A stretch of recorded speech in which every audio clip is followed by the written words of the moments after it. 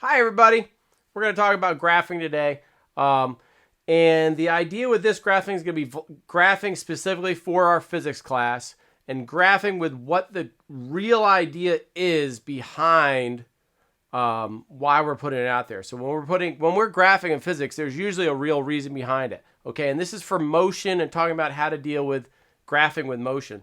So a few key points you need to remember. The first one is this. The slope of a position versus time graph represents velocity. So a slope of x versus t or d versus t represents velocity. The second one, the slope of velocity versus time, represents acceleration.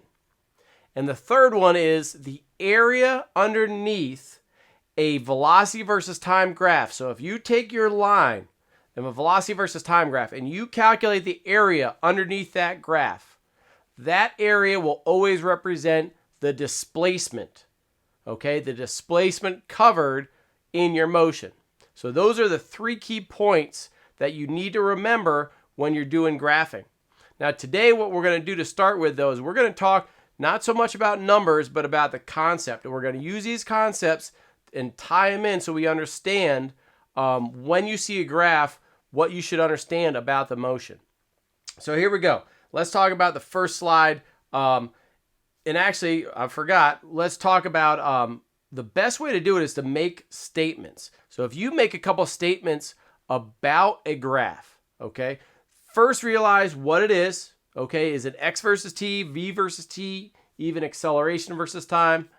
First, you know what it is, and remember what the slope of it represents. Okay, you will make two statements about the slope. Your first statement will be something about along the lines of the slope is positive, negative, or zero. Okay, after that, you will do another statement. The slope is increasing, decreasing, or it is constant. All right. And what you will do is you will make those two statements and then you will replace the word slope with what it represents.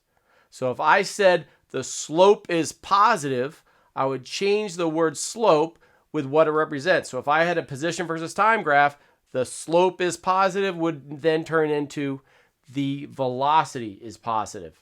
Okay, and so on and so forth. So we'll go through that. And what we're going to do in this, I'm going to go through different slides.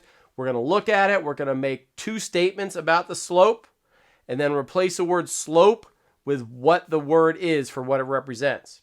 So here we go. Here's our first graph. We see a flat line, okay, with a position versus time graph. So what does a position versus time graph slope represent? Velocity. Okay, so the first statement we can say about that slope is the slope is zero. It's a flat line. We replace the word slope with what it represents. The velocity is zero, which means it's not moving. Okay? Next statement. The slope is constant. It's a straight line. It's not curving up, curving down. There's no curve whatsoever. It's a straight line. Okay? So the slope is constant. The velocity is constant. If you have constant velocity, that means you have zero acceleration.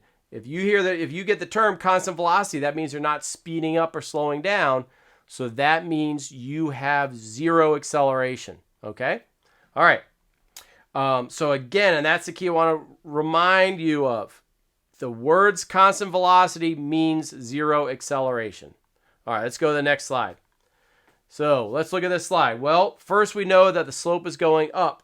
So we could say the slope is positive. We replace the word slope with what it represents, and it's again an x versus t graph, so we say velocity is positive. The next statement we're going to say is a slope constant, increasing or decreasing, and although it looks like it's increasing because it's going up, that just means it's positive. There's still no curve to it. It's not curving up. So the slope is still constant. That means the velocity is constant, and that means acceleration is still zero. How about this one? Now we have the slope going down. The slope is negative, which means the velocity